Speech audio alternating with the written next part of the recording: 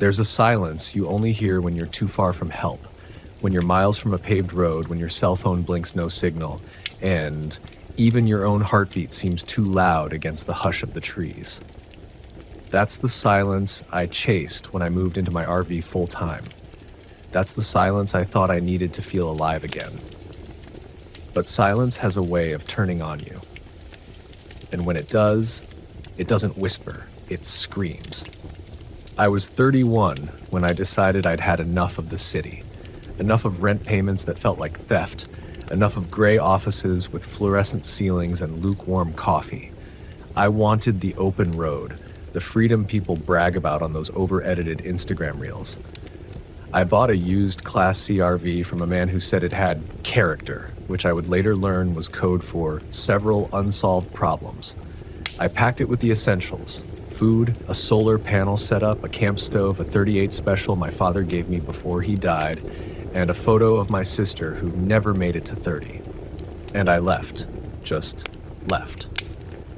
At first, it was everything I wanted. I parked under endless skies, cooked meals beside lakes so still they looked like mirrors, and slept beneath stars you can't find unless you're willing to lose cell service.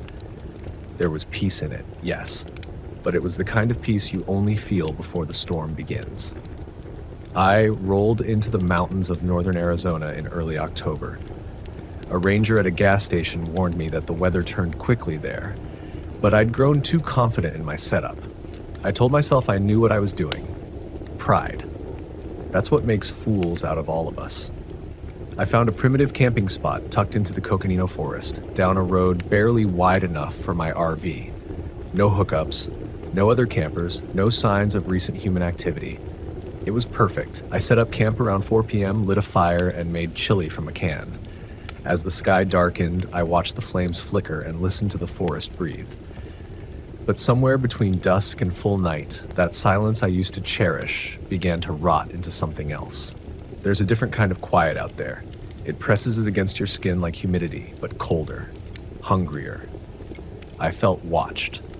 And when I stood to look around, I told myself it was just the deer, just coyotes, just wind. At 3:12 a.m., I woke to the sound of gravel crunching, footsteps, not animal, not hurried, just walking. Right past the back of my RV, I froze. I didn't breathe. I didn't move. I stared at the ceiling, my heart pounding so hard I thought it might shake the rig. Then the footsteps stopped. Right outside my door. It was that kind of silence again, thick, electric. And then 3 soft knocks, not loud, not angry, just intentional. I reached for my father's revolver with hands that didn't feel like mine. I waited. I whispered prayers I didn't believe in. No more knocks came. No footsteps walked away, just nothing. When morning broke, I stepped outside slowly, no tracks, no sign of anyone. But there, placed on the fire pit I'd built just hours before, was a bone, clean, bleached, small, maybe from a deer, maybe not. I didn't stay to figure it out. I drove out of that forest with the pedal trembling under my foot, back to a real campground with people, noise, and lights. For 3 days, I couldn't sleep without every creak in the RV jolting me upright. I told myself it was some prank, maybe a hiker messing around. But deep down, I knew better. A week later, I parked near the edge of a canyon in Utah. Another solo spot. I was trying to reclaim that peace I used to feel. I lit another fire. I cooked another meal. I tried to laugh at my own fear. That's when I found the second bone. This time on my driver's seat when I came back from a hike. That's when I realized something was following me. Not someone. Something. I started seeing flashes of movement just beyond my headlights at night, hearing a voice that sounded like my sister's whispering my name from the trees, smelling smoke even when I hadn't lit a fire. I knew I should go back to civilization, but I also knew it would follow me. So I stayed. I thought if I understood it, maybe I could control it. Maybe I could reason with whatever force had decided I was a good target. I wrote journals, I set up cameras, I left offerings, food, coins, even my own blood once from a cut on my finger. I don't remember doing it, but I remember waking up to find a drop trail leading from the kitchen sink to the forest edge, and still the knocks came. Always 3. Never louder than they needed to be. sometimes on the door, sometimes on the windows. Once, right beside my head, on the wall above where I slept. I tried to tell someone, a park ranger near the Nevada border. I was shaking, rambling. She looked at me the way you look at someone you think might be broken beyond repair. She didn't ask questions. She just handed me a flyer for a local church group and told me maybe I needed some company. I haven't seen her since. I checked back 2 weeks later. She wasn't on the schedule. No one knew her name. They said no female rangers were assigned to that station this season. It wasn't just a haunting. It was something older than the places I parked. Something that used the silence of the forest to wrap itself around me. Something that didn't need to hurt me to win. It only had to make me stay. And I stayed far too long. I don't live in the RV anymore. I haven't even stepped inside it since last winter. When I found the final bone, this one shaped like a human finger, set neatly on my pillow. No prints, no blood, just placement. And you might think this is just a ghost story, that I let my loneliness twist into something monstrous, but you don't understand the power of silence until you've lived in it, until you've listened too long, until it starts whispering back. I believed the RV life would save me. I thought freedom lived on 4 wheels. But what I found was a freedom that came with a cost. A freedom that opened doors I should have left shut. A freedom that made me visible to things that hunt people like me, not for what we have, but for what we're missing. You think you know who you are until the dark has you to itself. Then it shows you. And if you're lucky, you come back with enough of yourself to remember what the light feels like. But some don't come back. And some never leave. I tried to rebuild a life after that, but the shadows I left behind didn't forget me. I moved into a small apartment on the edge of Flagstaff, just close enough to civilization to hear sirens and see neighbors' porch lights flicker on at dusk, just far enough that the forest still loomed in the distance like a memory I hadn't buried deep enough. I took a job stocking shelves at a local hardware store. Mundane, predictable. That was the point. But at night, it still found me. I'd lie awake and listen to the wind rattle the window panes, half convinced it wasn't the wind at all. Sometimes I'd hear footsteps in the hallway when I was the only tenant on my floor. Sometimes the smell of wood smoke would drift under my door, acrid and wet, the same scent from my RV nights. One evening I found the faucet running in the bathroom. I hadn't used it.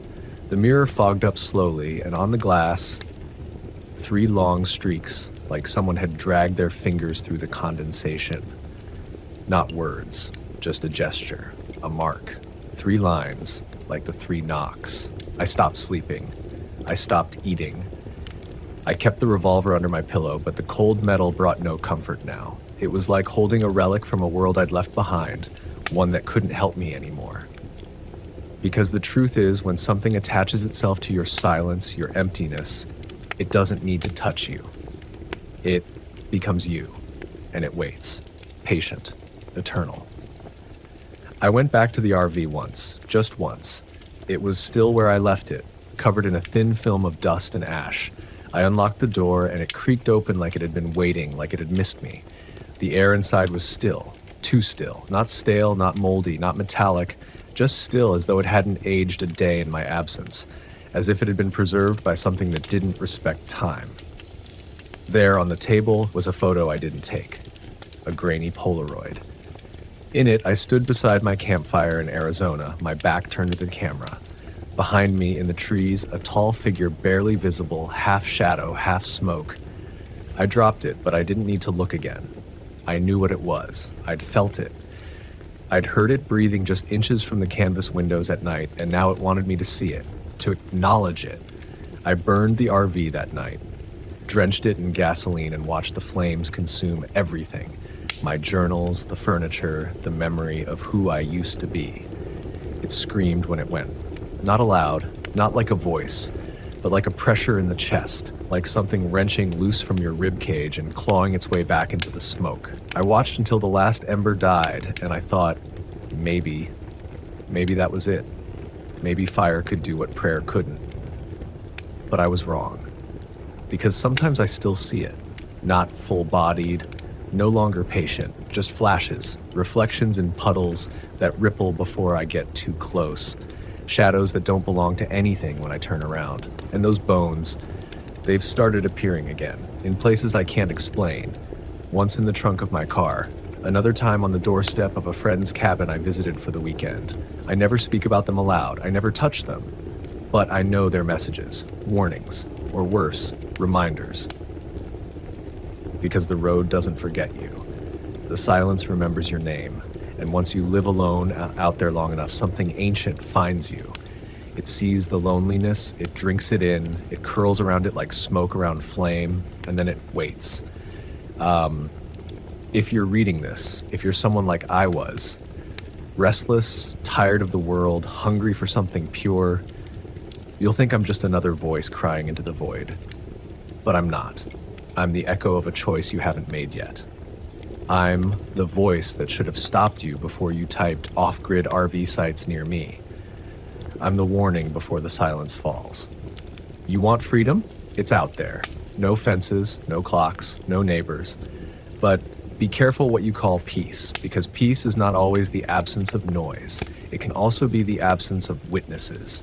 And the further you drift from the world of lights and roads and voices, the closer you come to things that don't need introductions.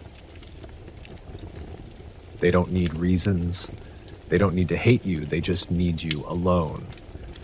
I haven't left my apartment in 3 weeks. I keep the blinds shut, I keep the lights on, I keep music playing low always, even when I sleep. Because I know what comes when it's too quiet. I know what visits. I've tried everything.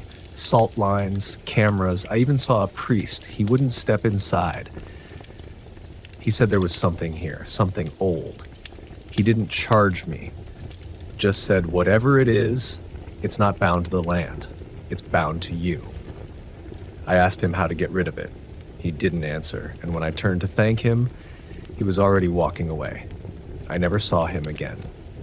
Sometimes I wonder if I made the whole thing up, if it's all just trauma, unresolved grief, a mind that cracked open a little too wide and let the dark leak in. But then I hear it again. 3 knocks. Always 3. Always from the far corner of the room where the shadows pool too thick. And I remember. I remember the bone, the fire, the silence. I remember who I became out there. I remember that the road never really ends. It just circles back. And maybe, just maybe, so does whatever followed me.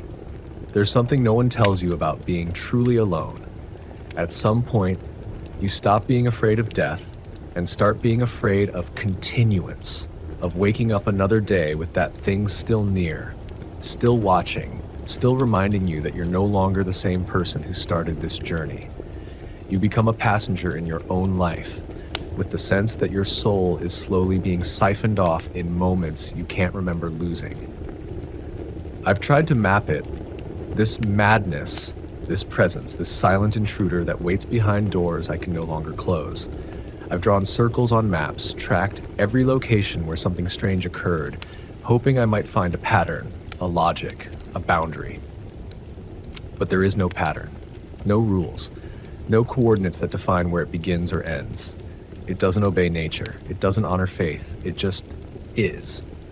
I met others, eventually, people like me, survivors.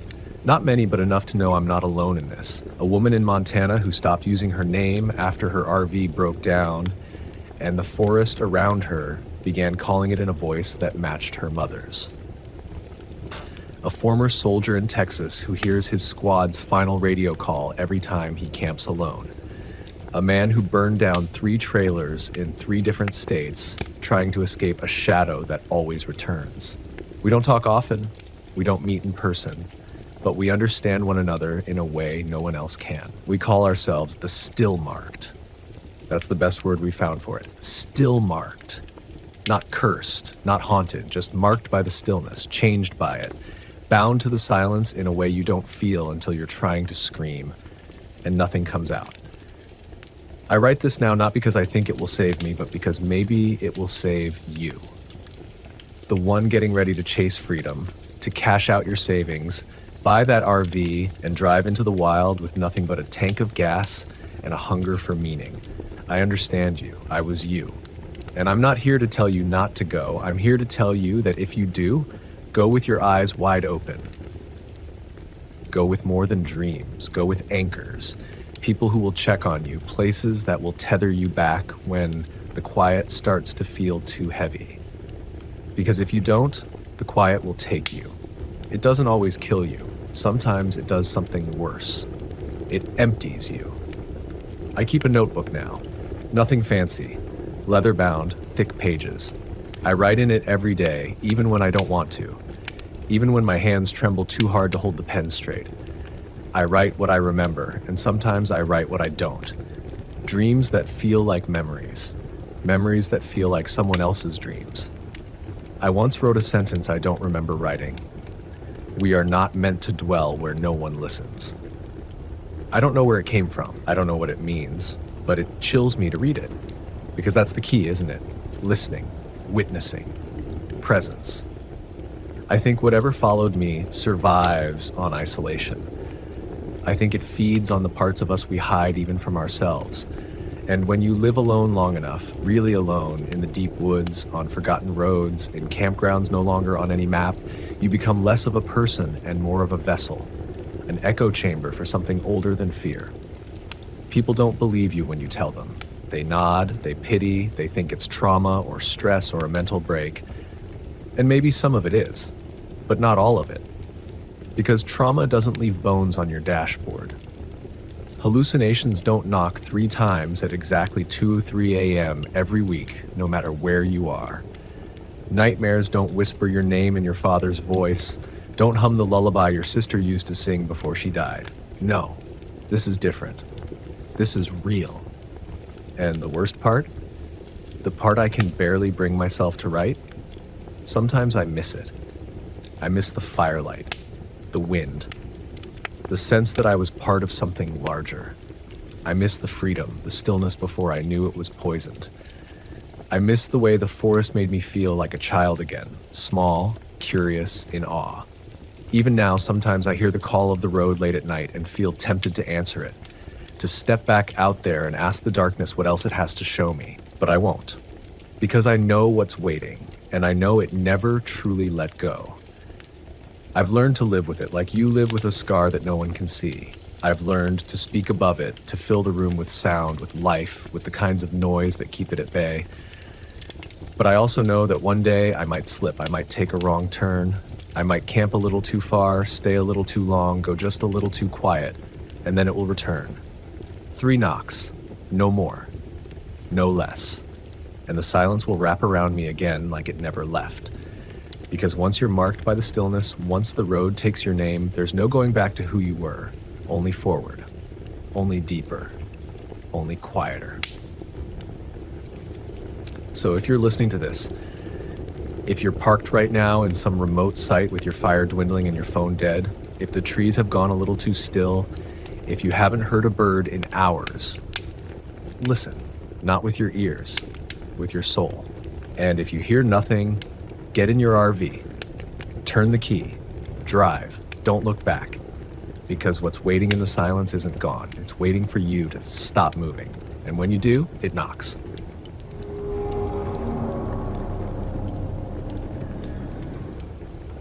They say the silence in Alaska can be beautiful, but what they never tell you is how quickly that silence can turn on you, how it can become something hollow and haunting, how it echoes not just through the forests, but inside your bones, deep in the spaces where fear likes to hide. I'd never been afraid of the wild before. I grew up chasing the sound of coyotes at night, sleeping in tents under endless skies, and fixing busted transmissions with my dad in the middle of nowhere. But that summer, June of last year, I made a mistake, a big one. I thought Alaska would be just another check on my bucket list, a rugged postcard brought to life, some scenic glacier vistas, and a few black bear sightings from a distance. I wasn't prepared for the truth. The truth is that in Alaska, the wilderness doesn't care how experienced you are.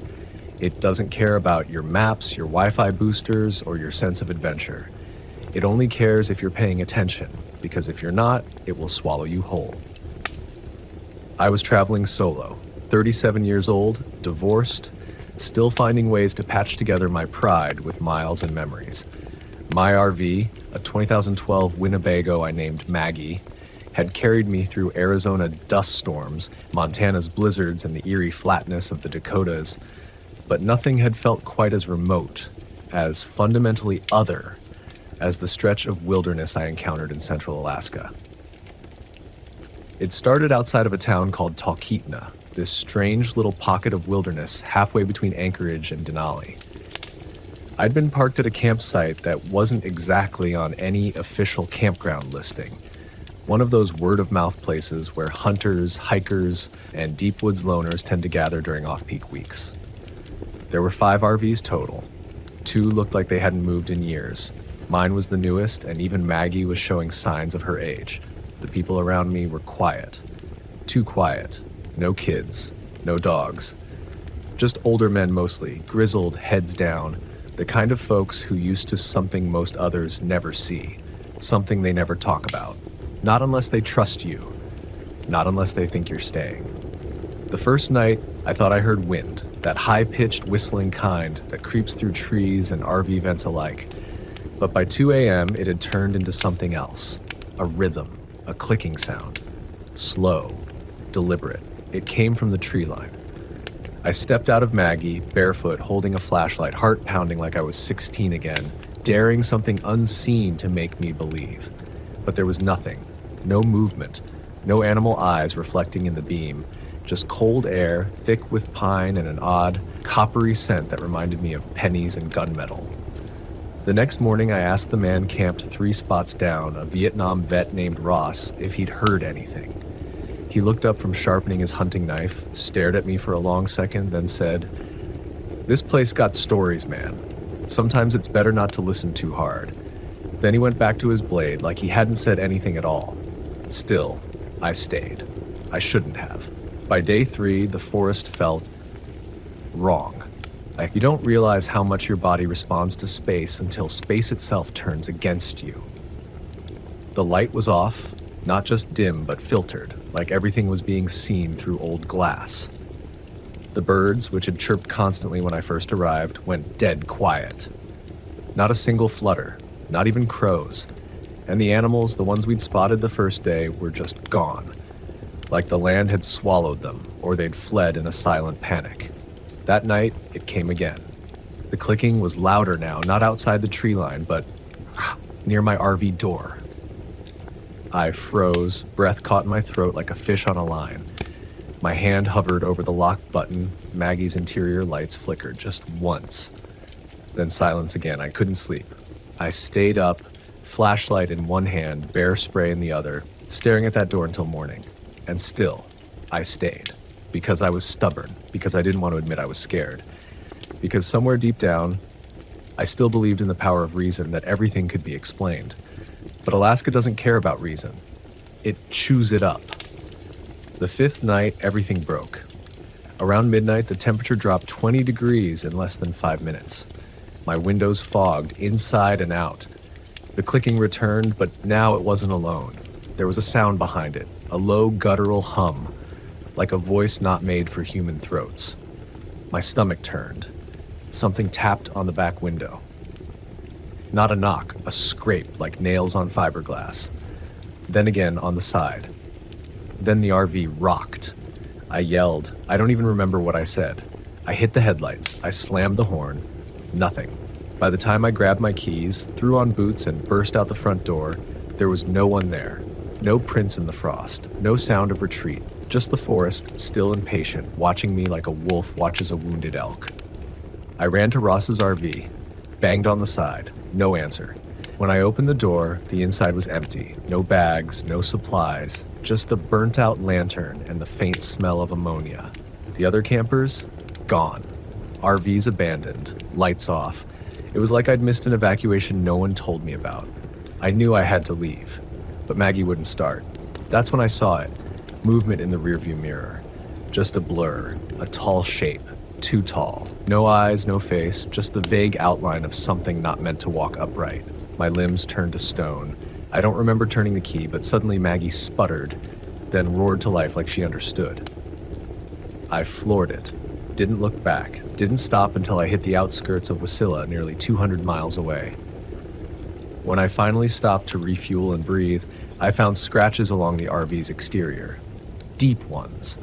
Not from branches, from something with hands. Even now, I try to rationalize it. Maybe it was a moose, a bear, someone playing a prank. But no bear scrapes like that. No human disappears into thin air, and no animal I've ever known carries a sound like that in its chest. People always talk about Alaska like it's the last frontier, but what they don't tell you is that some frontiers were never meant to be crossed. Some places remain wild for a reason. They keep their stories buried beneath moss and permafrost, waiting for the arrogant or the curious to come uninvited. I was both, and I paid the price. I didn't go straight home after that. I couldn't. Something about crossing the border back into the lower 48 made me feel like I needed to shake off whatever had followed me, whatever I might have carried away, whether on the tires or in my mind. I stayed a night in British Columbia at a well-lit roadside RV park. Clean showers, families grilling dinner, a group of teenagers throwing a frisbee nearby. Everything should have felt safe again. But when I lay down that night, I couldn't close my eyes without seeing that shadow behind me. The tall thing, the silent thing, and worse, I kept hearing that clicking, not outside, from inside the RV. That sound never fully left me. Even now, sometimes in the quiet hum of the AC, in the tick of the engine cooling down after a long drive, I swear it creeps back in. And when it does, I sit up, listening, my hand wrapped tight around a flashlight I haven't put away in almost a year. Because when something touches the boundary of your known world, when something looks at you and doesn't blink, doesn't breathe, just waits, you don't go back to normal. You learn to live sideways. You learn to glance twice in mirrors. You learn the quiet isn't always your friend. But I didn't tell anyone. Not at first. Not my sister. Not my friends back in Arizona. What do you say, anyway? Hey, I went on an RV trip and something invisible tried to tear my camper open in the middle of the Alaskan woods. Nobody wants to hear that. Nobody wants to believe it. The people who love you just want you to be okay. They want to laugh and clink glasses and maybe ask what the Northern Lights looked like. I started talking to other campers online, forums, private threads, those buried pages where people trade truths like currency. That's where I found others who'd been to Talkeetna, who'd seen the forest shift the way I did, who'd heard that same clicking. Some of them made it out. Some of them didn't come back at all. And some posted once, and then their accounts went quiet, deleted, disappeared. People shrugged and moved on, but not me. That's when I realized we only survive the unknown when we tell its stories. I had to talk about it, not to scare people off from camping. Not at all. If anything, I believe in the beauty of this land more than ever. But it's not beauty without teeth. It's not adventure without risk. And if we don't learn to respect it, we end up like Ross, ghosts in our own last chapters, warnings without names. Since that trip, I've changed the way I travel. I research more. I double-check maps. I don't boondock alone without a backup plan. And I never ignore my instincts. If a place feels wrong, I leave. If the forest is too quiet, I don't wait for it to speak. And I no longer believe that solitude is always strength. There is courage in company, in community, because sometimes the woods don't want you alone for no reason. Sometimes alone is exactly how they need you to reach you. I've met a few people since then who've had similar encounters in other parts of the country. Remote pockets in the Pacific Northwest, strange valleys in Utah, and one man I met at a repair shop in Colorado who couldn't stop staring at the mountains behind him like they still had part of him trapped up there. We talked for hours. He never said the word, but I could feel it on his breath. Fear, the kind that stays, the kind that reshapes your bones. That's the thing no one warns you about. Not the travel brochures, not the park rangers, not the YouTube channels with drone footage and cheerful theme music. They don't tell you that some places aren't haunted by ghosts, they're haunted by something older, something that doesn't leave traces you can track, something that waits for you to forget it exists, something that doesn't speak your language but still knows your name. Sometimes I think about going back, just to prove to myself it was real, just to stare it down and show it I'm not afraid anymore. But that's the lie I tell myself. I am afraid, and I should be. Because whatever that thing was, it didn't need to chase me. It didn't need to scream or roar or run. All it did was watch. All it did was let me know I was being watched, that I wasn't welcome, that it could come closer if it wanted, and maybe one day it will. For now, I stay to the highways. I stick to campsites where there's laughter and light and the smell of charcoal in the air.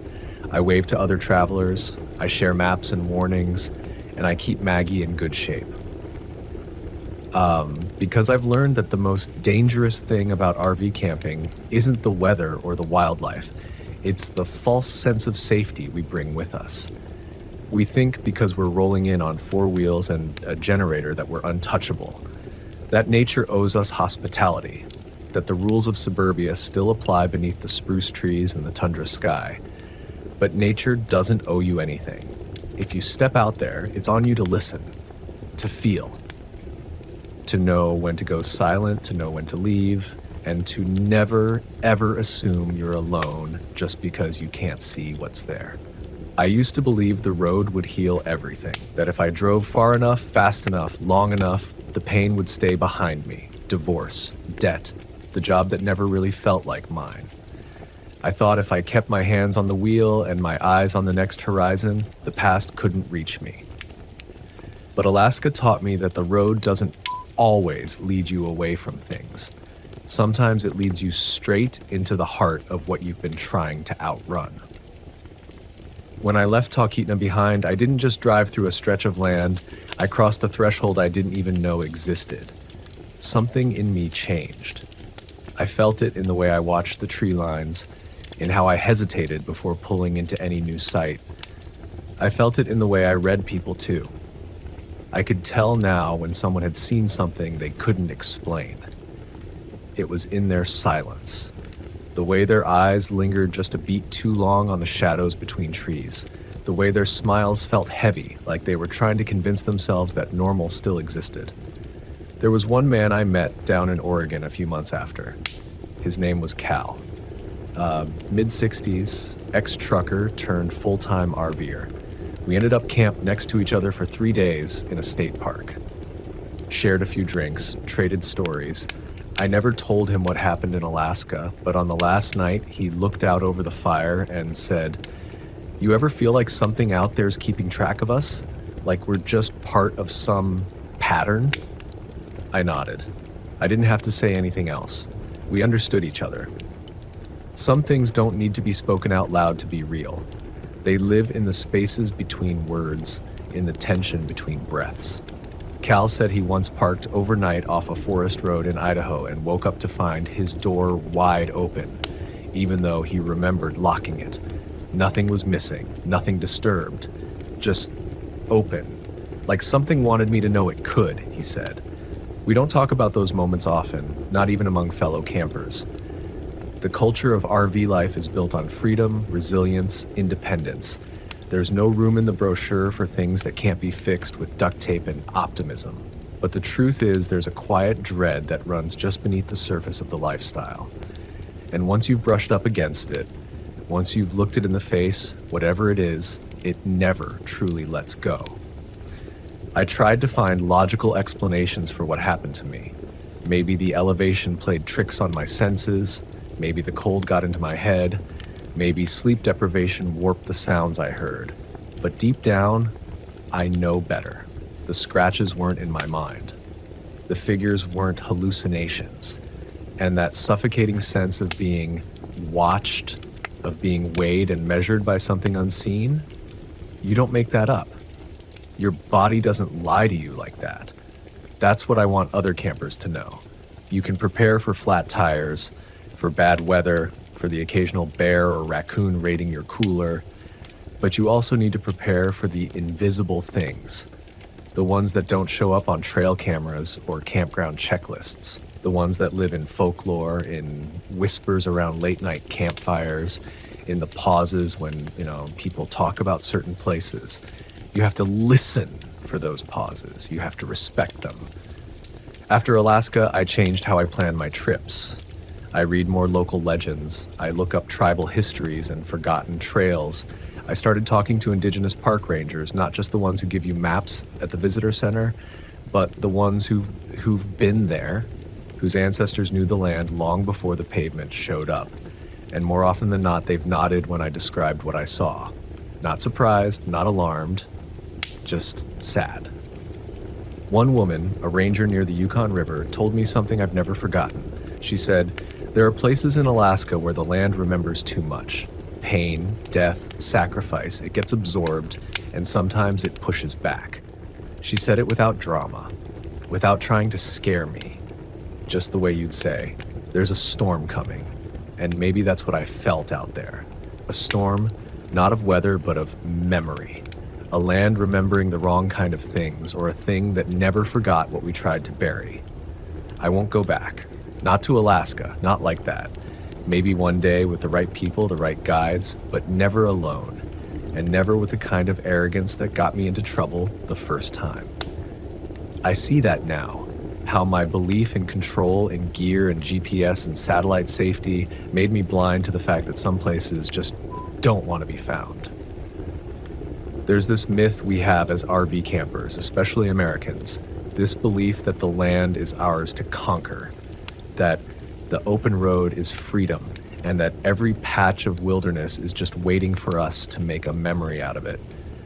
But Alaska doesn't care about your memories, doesn't care about your camera or your Instagram or your solar panel.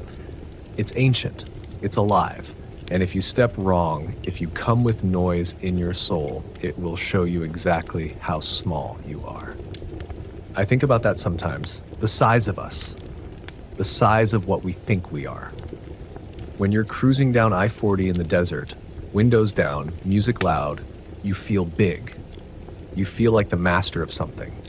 But that illusion dies in the deep woods, in places where even the stars don't shine through the canopy, where the ground is soft with centuries of untouched time and the air smells like secrets. There, in that kind of silence, you remember what you really are.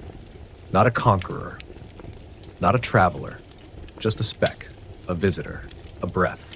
And when you understand that, truly, painfully, viscerally understand that, you start to see the road differently. It's not a line between destinations. It's a thread of fragile choices. One wrong exit, one wrong decision to go deeper instead of turning back. That's all it takes. That's all it took for me. There's a moment I keep going back to. Not the night of the clicking, not the shadow in the tree line. Not even when I saw Ross's RV with its door cracked open like a mouth gasping for help.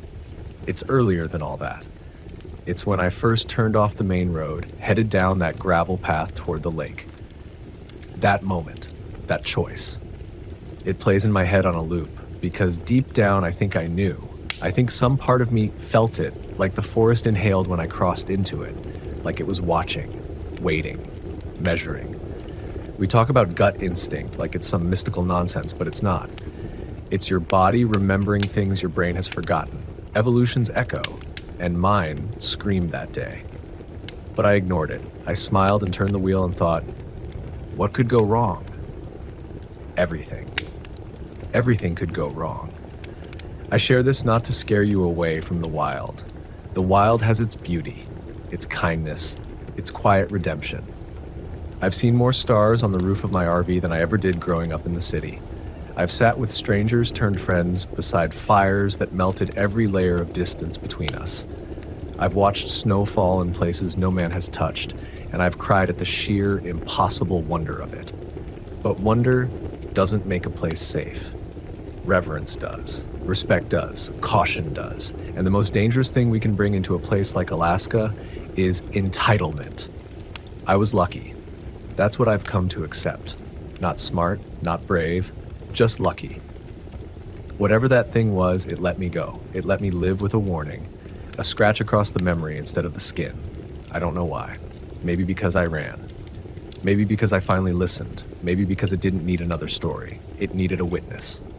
So now I witness. I tell the tale. I speak its name, not to summon it, but to honor the truth of it. Because we've turned RV camping into a dream, a fantasy escape. And it can be, yes. But it can also become a slow-motion nightmare if you forget that some roads end in silence. Some roads wind into places that were never meant to be touched by tires or boots or curiosity. And some doors, when open, never really close again. I still camp. Of course I do. It's who I am. But I camp with a different heart now. I double-check the weather, sure, but I also read the wind. I pack a first aid kit, but I also carry a compass I don't fully understand. I wave to the rangers, but I also nod to the trees. And sometimes when the fire is low and the night is thick, I whisper a thank you to the dark, just in case it's listening. Just in case it remembers me. Because I remember it. I remember the crackle of dead leaves under boots that weren't mine. The way Maggie's frame trembled without wind. The stink of something ancient just beyond the propane tanks. I remember Ross's name on my tongue, screaming through trees that swallowed sound. I remember fear. Not the dramatic kind. The quiet kind.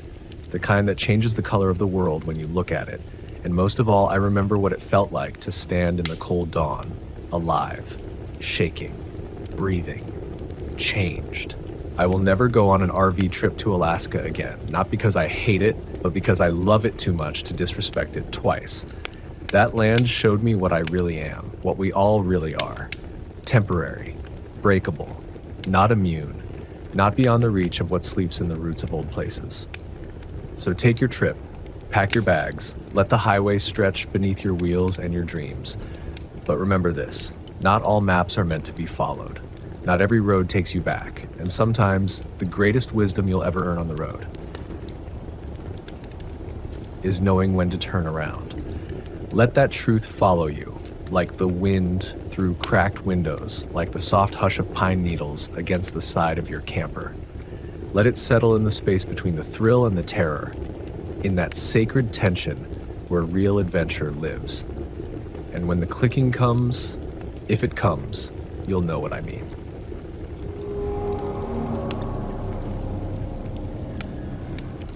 They say the desert keeps secrets better than any forest, better than any mountain, better than any man.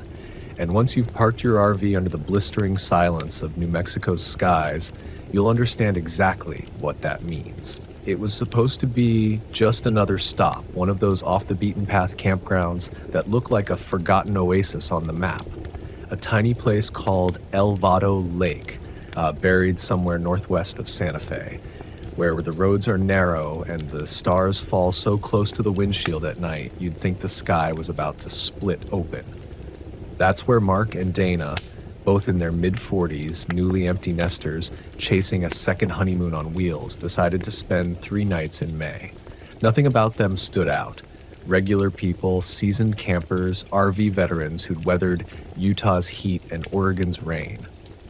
But what happened in that stretch of New Mexico turned them into something else. Survivors of something no one should ever have to explain.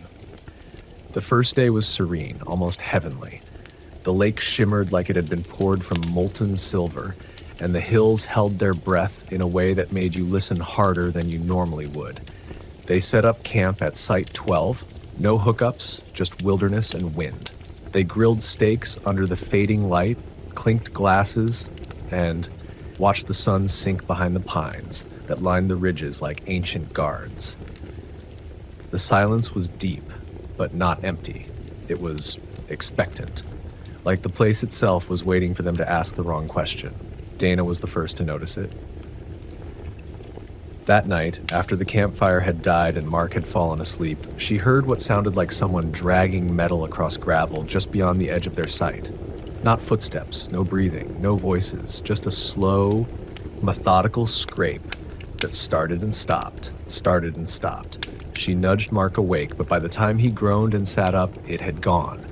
She didn't say anything else, just chalked it up to wind or wildlife. But in New Mexico, what walks at night isn't always wildlife. Sometimes it isn't even alive. By the second day, things had started to shift. Mark went out for a solo hike in the morning, following the old logging trail behind the ridge. He didn't make it a mile before he turned around, unsettled. He later told Dana that he kept hearing whispers, not voices exactly, more like murmurs, close to his ear but never right behind him. There was no one else out there. Their RV was the only one in the entire section. No rangers, no hikers, just the wind and something else beneath it, threading through the trees like a voice trying to be born. They tried to laugh it off. Strange sounds in the woods, they said, weren't enough to ruin a trip. But that night, the dragging sound returned, louder, closer, and this time they weren't alone in hearing it.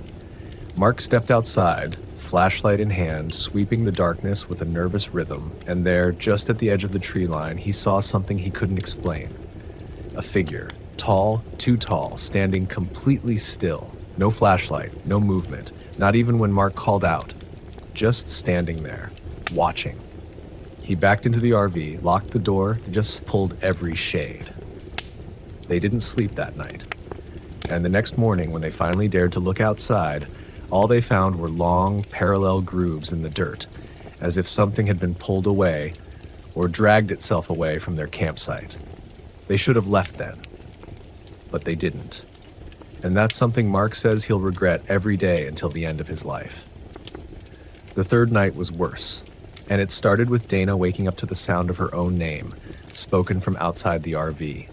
Not shouted, whispered, as if someone was right beside her window, crouched low, knowing her, waiting. She didn't scream. She couldn't. Her throat locked up, her lungs refused to breathe. Mark was already awake, sitting upright in bed with the same frozen expression. He had heard it too. They didn't turn on the lights. They didn't dare draw attention to themselves. Instead, they sat in darkness and waited for morning like sailors, hoping the storm passes without capsizing the boat. Every so often, they'd hear that dragging noise again, circling the RV like a predator tracing its meal.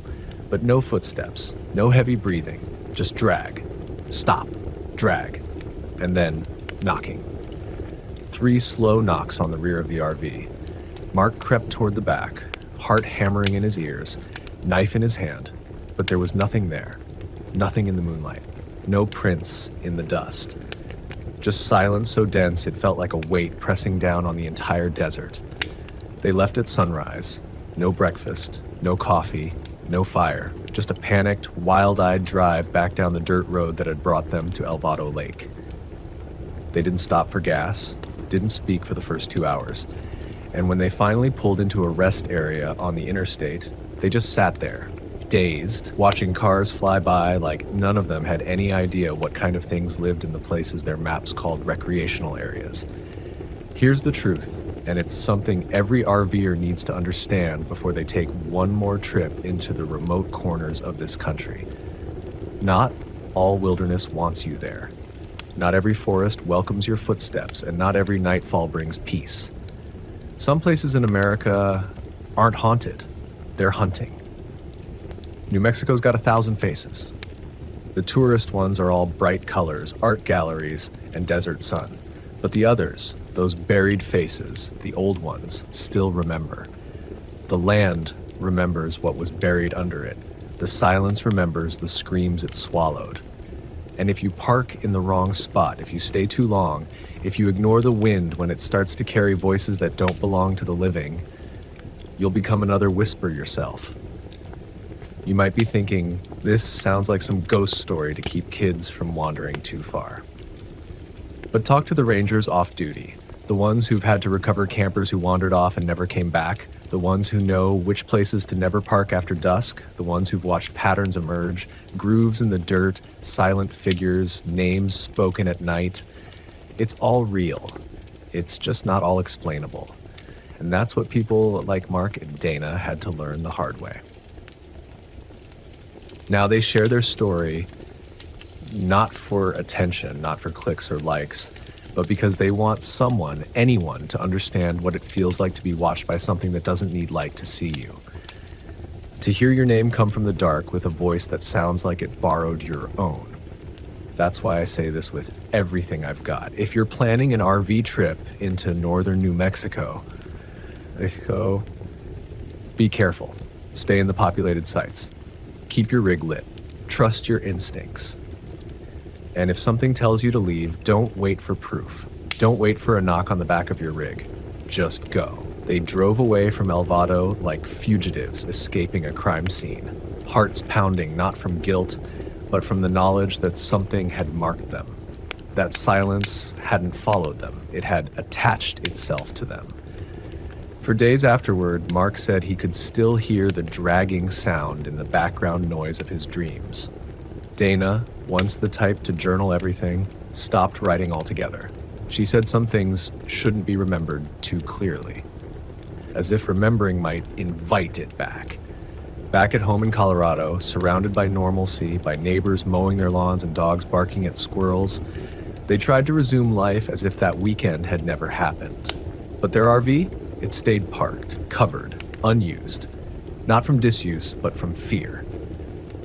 When Mark finally went inside to retrieve something weeks later, he found dirt under the rear bumper. Dried leaves, compacted, like something had rested beneath it, slept there, watched from there, long after they had left the lake behind. And this story, it's not isolated. There's another one I heard. A younger man, early 30s, traveling alone in a Sprinter van converted for boondocking. His name was Alex. Graphic designer, worked remotely. He wanted solitude, peace. A place where the Wi-Fi dropped off and the sky opened up. He chose a dispersed site near Chaco Canyon, farther south than Mark and Dana had gone. It's the kind of land that feels like it existed before time, where red rocks bleed stories older than the English language, and the air holds on to echoes like a jealous lover. Alex was used to solo travel. He'd slept through bear encounters, raccoon invasions, even a night in Arizona when a monsoon nearly ripped his awning off. But nothing prepared him for the 3 nights he spent near Chaco. The first night, he saw lights in the distance. Not headlights, more like glows. Lantern-colored, flickering in orange and pale blue, sometimes green. He figured they were campers, maybe indigenous ceremonies. He respected the space and stayed back. But around midnight, those lights started to move. Not in a straight path, but in spirals, then sudden darts, then upward, like they weren't tied to ground at all. He stepped out with his phone to film it, but the moment he pressed record, the screen went black. Battery full, device warm, but not a single pixel responded. He chalked it up to interference. Then came the knocking. Not on the RV, on his mind. You know that feeling when you're about to fall asleep and you suddenly jerk awake like something grabbed your consciousness? It was like that, but worse. Like something was reaching in rather than out. Prodding, pushing thoughts into his head that weren't his. He remembered a name, Ahalona. He didn't know anyone by that name. When he Googled it later, all he found were vague references in old Navajo stories about tricksters and desert shadows. Nothing concrete, nothing comforting. He left after that. Didn't even shut the back door properly, just peeled out, windshield coated in morning dust, heart thudding like a drum solo in an empty canyon. He said the worst part wasn't the lights or the dreams, it was how familiar it started to feel. Like the longer he stayed, the more it felt like he belonged there. As if something was slowly convincing him to stay forever.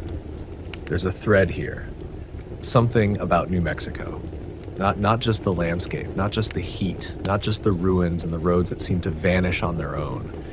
There's something buried deeper than any tourist brochure will tell you. A memory inside the land itself. Waking up when your tires cross the right fault line.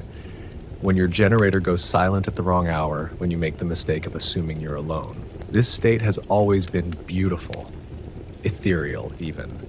But there's a reason the locals don't camp far from their communities. A reason tribal elders warn about venturing off into canyons without permission. You're not just trespassing land, you're crossing into memory, into story. And some stories don't like being disturbed.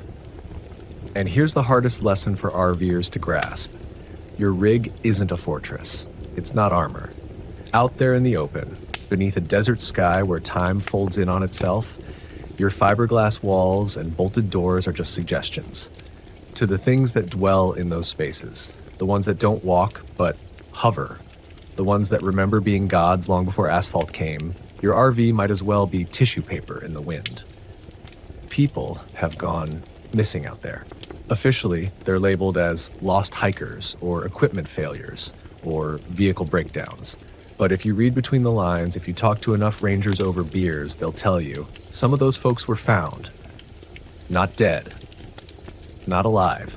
Just empty. Sitting beside their RVs with blank eyes and no memory of what had passed. One guy was found 17 miles from his last campsite, sitting cross-legged in the middle of the desert, humming a tune no one recognized. His hands were blistered, his lips cracked, but his heart rate was calm, like he'd never been afraid at all. And that's what makes New Mexico so dangerous. Not the bears, not the heat, not even the isolation. It's how the land convinces you that you're fine, right up until the moment you're not. It whispers in voices that sound like yours. It shows you lights that feel familiar.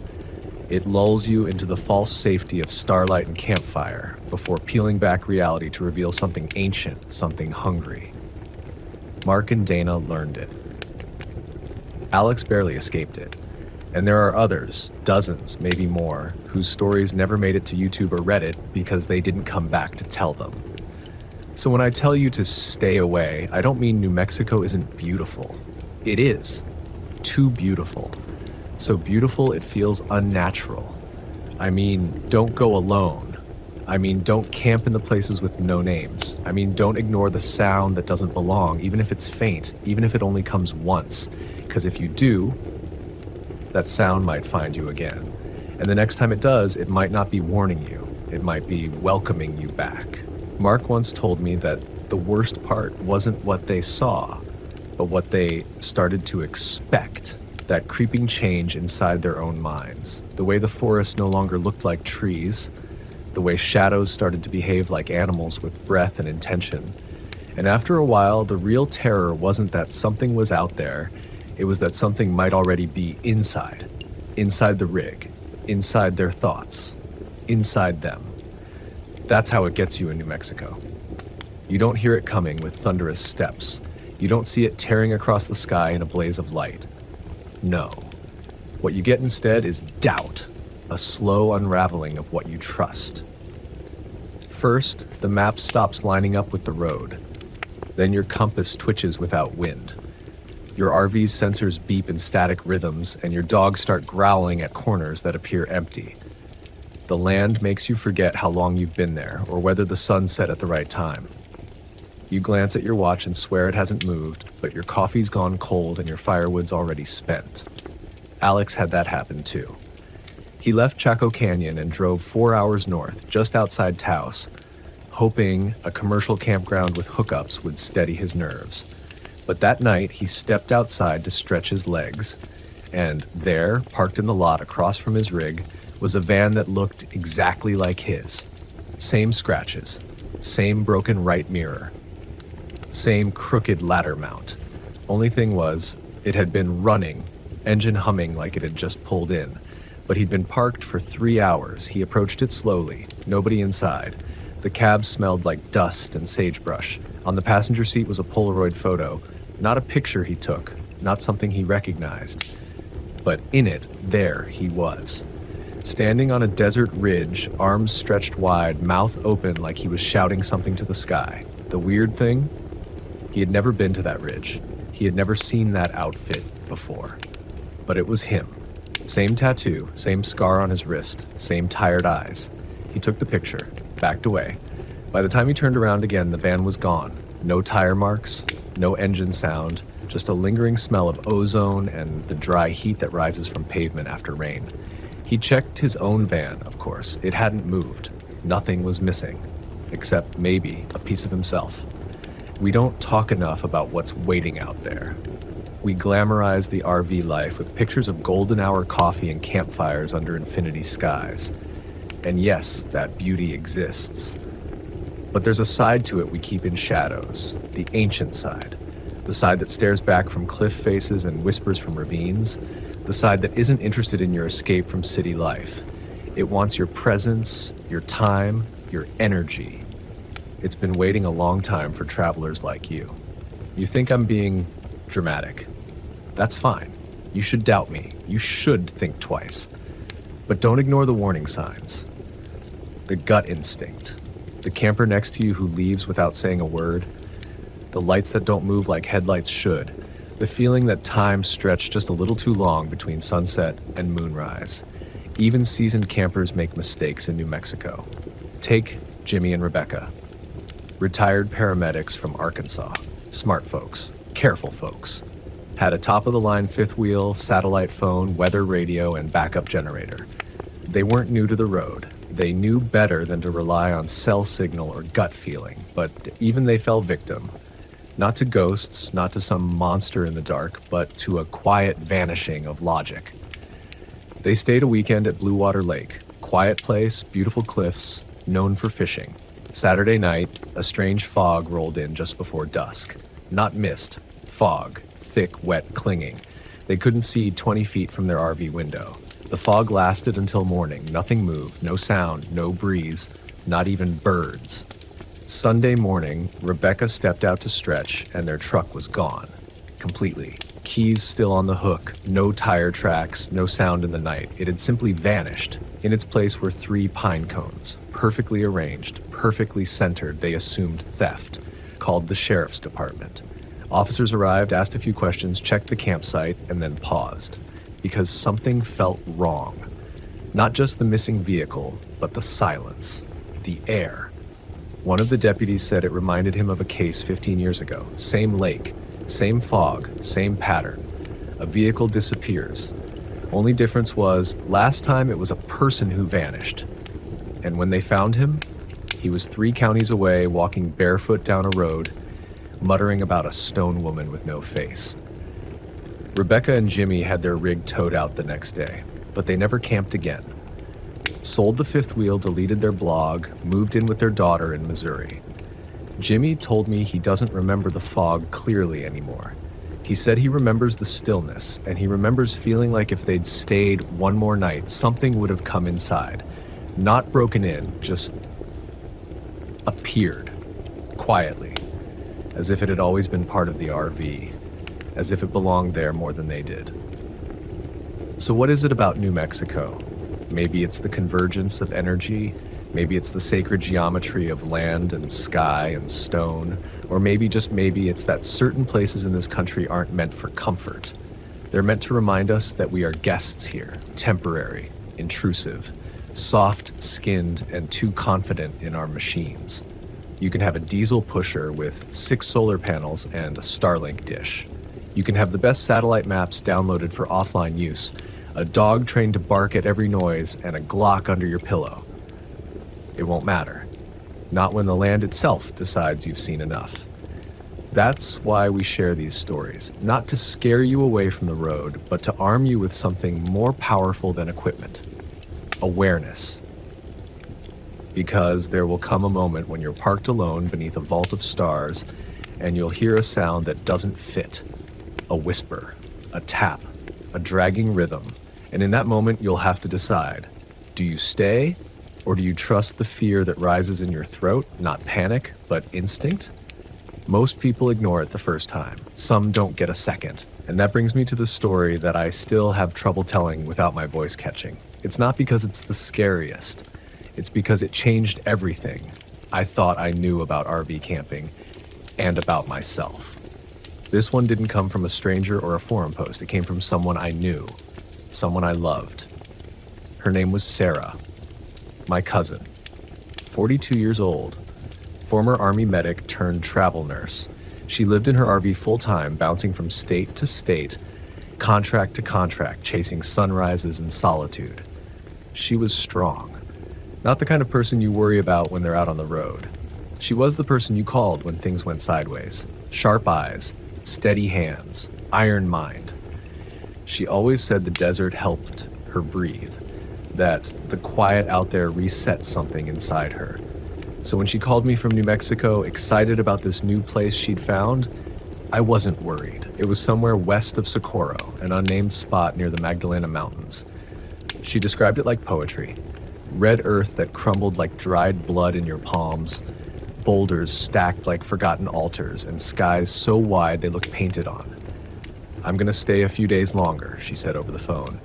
"This place feels honest." That was the last time I heard her voice. I called her again 3 days later. Straight to voicemail. Not unusual at first. She liked to unplug. But 5 days in, no signal, no message, no GPS pings, I called the sheriff's office. They coordinated with search and rescue. Sent out a drone, a few off-road vehicles, even a thermal sweep. They found her rig, doors locked from the inside, windows intact, keys still hanging from the ignition. Lights worked, water tank was full, nothing disturbed, nothing stolen, no blood, no struggle. It was like she had stepped outside for a moment and vanished into the thin electric air. But the weird part?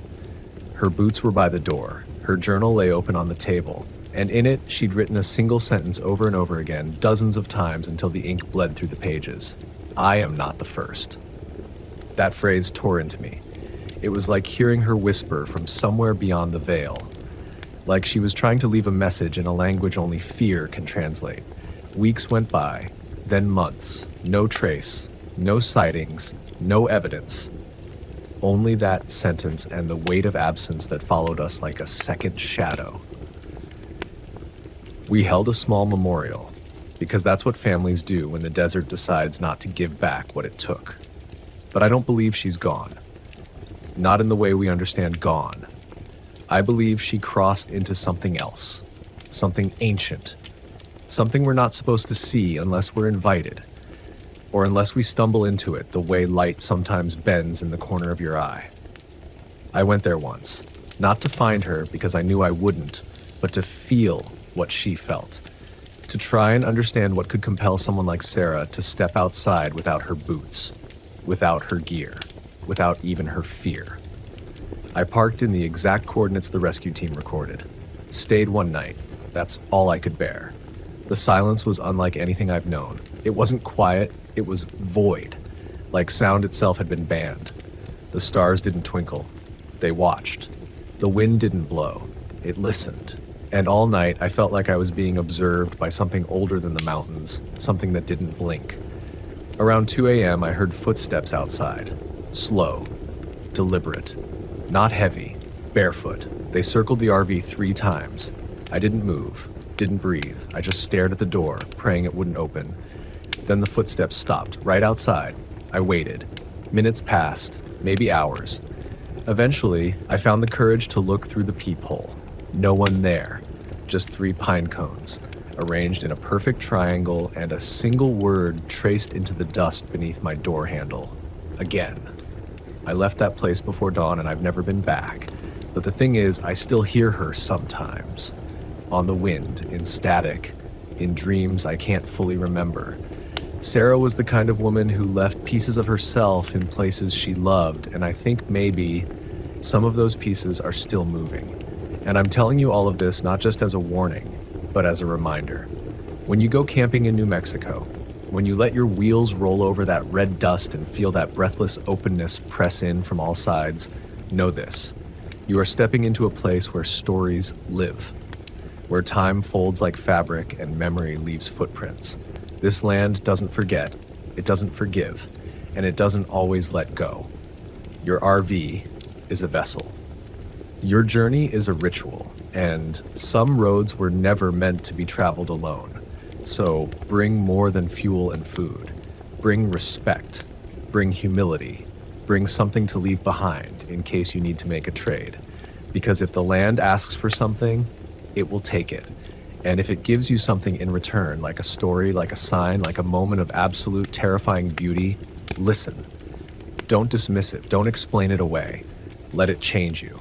Because the ones who leave New Mexico unchanged, they're the ones who didn't really see it. They're the ones it's still chasing. And that brings us here, to you. Wherever you're sitting right now, maybe alone, maybe watching the rain slick your windshield or the moonlight kiss the edge of your RV's trim. Maybe you're parked at a dusty lot near Las Cruces, or tracing your finger along a paper map, wondering whether to cut through I-25, skirt the Sangre de Cristos, or chase the whisper of some hidden hot spring in the Gila wilderness. Wherever you are, you've now heard the warning, and what you do with it, that's where the story becomes yours. Because make no mistake, the road doesn't just carry us forward. It peels us back, it exposes, it reveals. And in places like New Mexico, where the layers of time are so thin you can practically hear the footsteps of the ones who came before, you'll be given a chance. Not a safe one, not a soft one, but a true one. Some people talk about New Mexico like it's a place to pass through. They'll tell you to grab a burrito in Hatch, take a selfie in front of the aliens in Roswell, then keep driving. But those people never stepped off the highway and listened. They never turned off the engine and waited, not for convenience, not for signal, but for the land to speak, because it does speak. And what it says in echoes and arrangements, in pine cones and footprints, in flickering lights where no electricity flows, in the scent of something burning far away but never found, in the way your dog won't stop looking at the closet, or the way your voice doesn't sound quite like yours when you play it back on a recording. I've seen strong people fall apart in New Mexico. I've seen skeptics believe. I've seen believers run. But I've also seen people change, grow, harden in the right ways, soften in the others. Because there is power in facing something you cannot explain and choosing to keep moving forward. Not in arrogance, not in denial, but in reverence. Because the truth is, danger isn't always loud. It's not always teeth and claws and things that jump out of the dark. Sometimes danger is the invitation you feel but don't understand. The trail that calls to you even when the signs say closed. The road that your GPS refuses to mark. The voice that calls your name when no one's awake but you. Sometimes danger looks like beauty you weren't meant to hold. Like silence that isn't empty. Like stories that should have stayed buried in red soil and black stone. So don't be naive out there. Don't go RV camping in New Mexico thinking it's all just star photography and open sky. This state holds more than what's visible. It's not like other places. It's not domesticated. It doesn't care how many followers you have, or what rig you drive, or whether your fridge has a double-door freezer and Wi-Fi. What it cares about, if it cares at all, is truth. Your truth. The way you carry yourself. The way you honor what you don't understand. The way you listen when the world stops making sense and something deep beneath your tires begins to hum with old memory. Because when the night gets too quiet and your campfire dies without wind, and you see shadows moving where nothing should cast one, that's when you'll remember my words. Not with fear, but with understanding. This place is not yours. It never was. And that's okay, because the RV life isn't about conquering the land. It's about learning how to walk through it with enough awareness to know when to stop, when to turn around, when to pay attention, when to whisper thank you into the dust and leave before it asks you to stay. That's what Sarah didn't understand, not until it was too late. That's what Mark only realized once the eyes stopped blinking. That's what Jimmy and Rebecca had to feel in the fog. Not just confusion, but a quiet, almost sacred invitation to surrender. But if you can carry that lesson, if you can take this warning and wear it like armor, not fear, then New Mexico might just let you go in peace. You'll see things, feel things. You'll drive away with stories etched into your bones, not your Instagram. You'll learn the difference between camping and communing, between surviving and remembering. And maybe, just maybe, you'll be one of the few who get to keep their mind, their rig, and their soul intact. So go, camp, explore, but do it right. And if one day you're parked alone in the high desert and the air gets heavy and the horizon bends and you hear someone whisper your name from behind a tree that wasn't there yesterday, do not answer, do not follow. Pack up, say a prayer, drive until the sun chases the dark off your mirrors, because by then New Mexico has seen enough of you. And you're lucky, so lucky, that it's letting you leave. Now tell your story, or let it tell you. And if you ever forget, just look back at those pine cones in the dust. They weren't there for decoration. They were a warning, one you now carry with you forever.